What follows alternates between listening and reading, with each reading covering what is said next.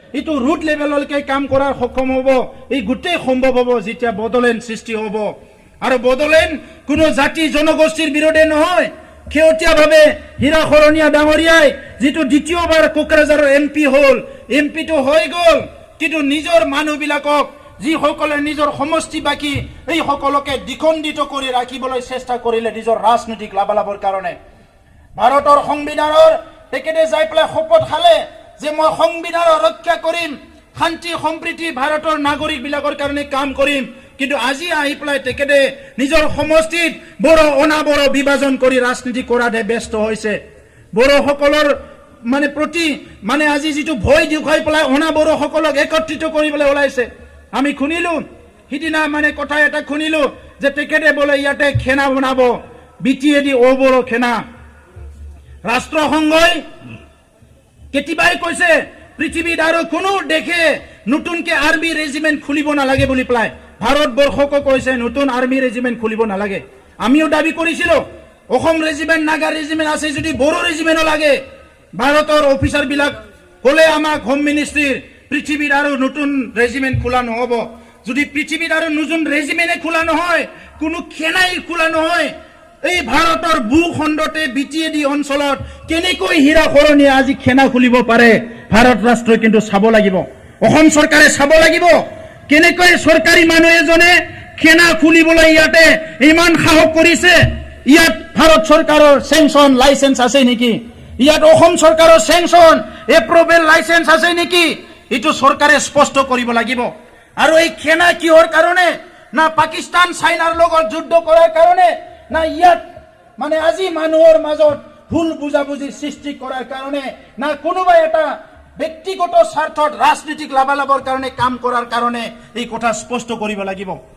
আজি পৃথিৱীত বহুত আগবাঢ়ি গ'ল।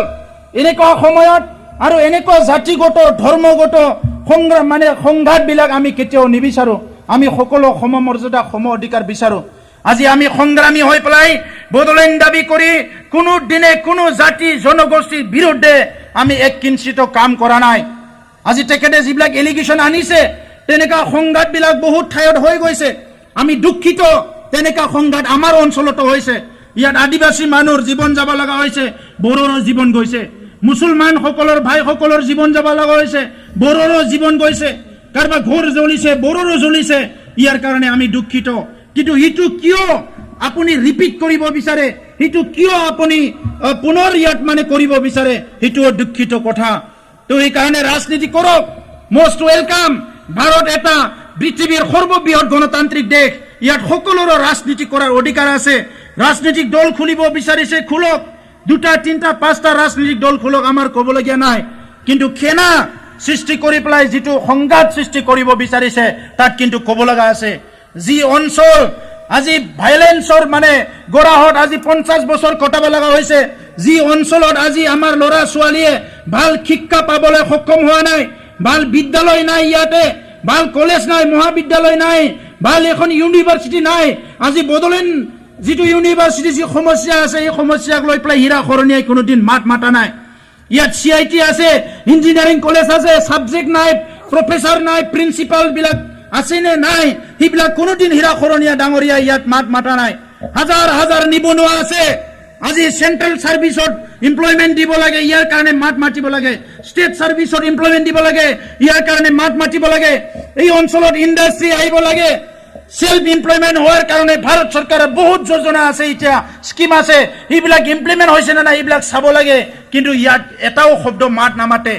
হস্পিটেলত ডক্টৰ আছে নে নাই, স্কুলৰ অফিচাৰত অফিচাৰ আছে নে নাই, এগ্ৰিকালচাৰত খেতি পথাৰত কি হৈছে, ইৰিগেশ্যনত কি হৈছে, এইবিলাক চাবলৈ আজি ৰাজনীতিক নেতাবিলাকৰ সময় নাই। খালি সংঘাত সৃষ্টি কৰাৰে ব্যস্ত। ইয়াতকে দুৰ্ভাগ্যজনক আৰু একো হ'ব নোৱাৰে। সেইকাৰণে মই তেখেতক আহ্বান জনাইছো, দ্বিতীয়বাৰৰ কাৰণে MP হ'বলৈ সুযোগ পাইছে, এই সুযোগটো আপুনি লৈ পেলাই সমাজ উন্নয়নৰ কাৰণে কাম কৰক, সমাজ আগুৱাই যোৱাৰ কাৰণে কাম কৰক। কিন্তু হিংসা সৃষ্টি কৰাৰ কাৰণে, খেনা সৃষ্টি কৰি পেলাই সংঘাত আনাৰ কাৰণে কাম কৰিলে আপোনাক কোনো সহযোগ কৰিব নোৱাৰিব। আৰু এই অঞ্চলত বসবাস কৰা বিভিন্ন জাতি জনগোষ্ঠী ধৰ্মৰ আমাৰ ভাই দাদা সকলকো মই আই বাই সকলকো আহ্বান কৰিছো, আপোনালোকে বিবেচনা কৰি চাওক।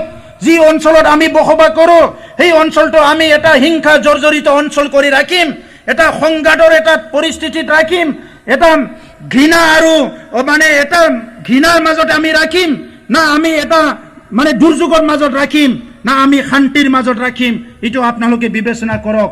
আমাক শান্তি লাগে। তো মই এইটোৱে আহ্বান কৰিছো যে আমাৰ সংগ্ৰাম চলি আহিছে, চলি যাব।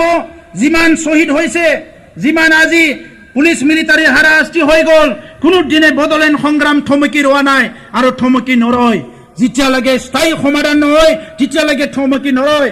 এইখিনি সময়তে বড়োলেণ্ড, গোৰ্খালেণ্ড, বাকী সমস্যা সমাধান যিটো ৰাজনৈতিকভাৱে সমাধান কৰিব লাগে, ইয়াৰ লগতে মই সংগতি ৰাখি ক'ব বিচাৰিছো, উগ্ৰপন্থী সমস্যা সমাধান কৰাটো ভাৰত ৰাষ্ট্ৰৰে পলিচি আছিলে, অসম চৰকাৰৰে পলিচি আছিলে।